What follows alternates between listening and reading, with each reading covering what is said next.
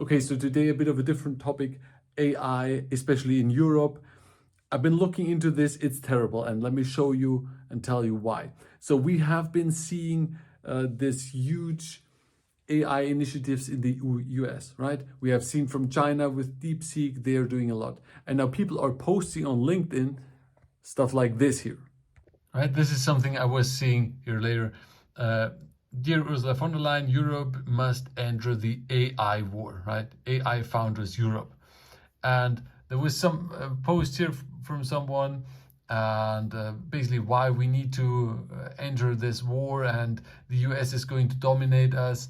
And under this I commented somewhere that we're never going to make it because we are basically have everywhere red tape, and we see stuff like this here. Ursula von der Leyen says here, mobilizing 200 billion investment for AI developers here, basically in the EU.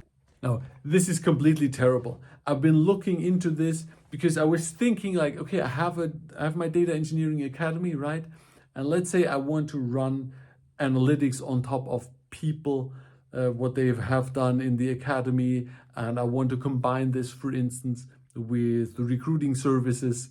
So we analyze their CV and then give recommendations out for recruiters, for people, and so on. And I've been looking into this, and specifically there is one thing, the European AI Act, and that is really problematic.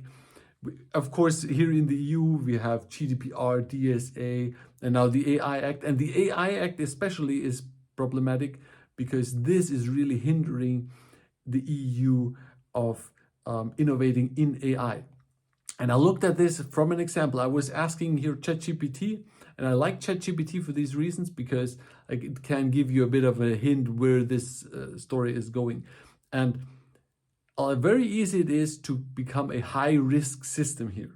And especially if you're working with personal data, right? Data from people that actually is personal data. And so I've been asking ChatGPT, how much would this cost for me here? I have a small academy, I have less than 3,000 students. If I want to analyze all of this, how much would this cost in compliance? Check this out. And I'm always asking, like, be very critical of this, right? Small systems are overregulated here. Classifying such a small scale, low risk application as a high risk seems disproportionate. It needs oversight. Regulation should consider impact scale.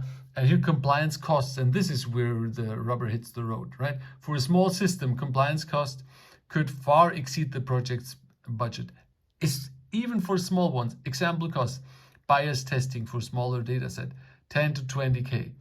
Audit trails and documentation setup, 30 to 50,000 euros.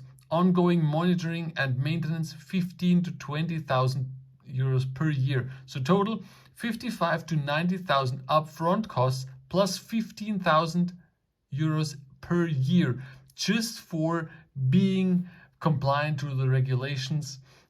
And then you wonder why nothing is going on in Europe, right? Why we have no real IT infrastructure, or why we're not on the top here, why we don't do so much innovation in this kind of roles, why we don't have the big IT companies here.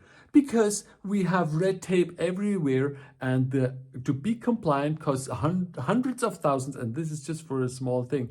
There were other examples here for hundreds of thousands of euros. And I think this is the biggest problem here, where people should be a lot more critical of, and it's not just the money here, it's also the red tape. So what do you think? Is that terrible? Like, I think it's terrible. Let me know in the comments.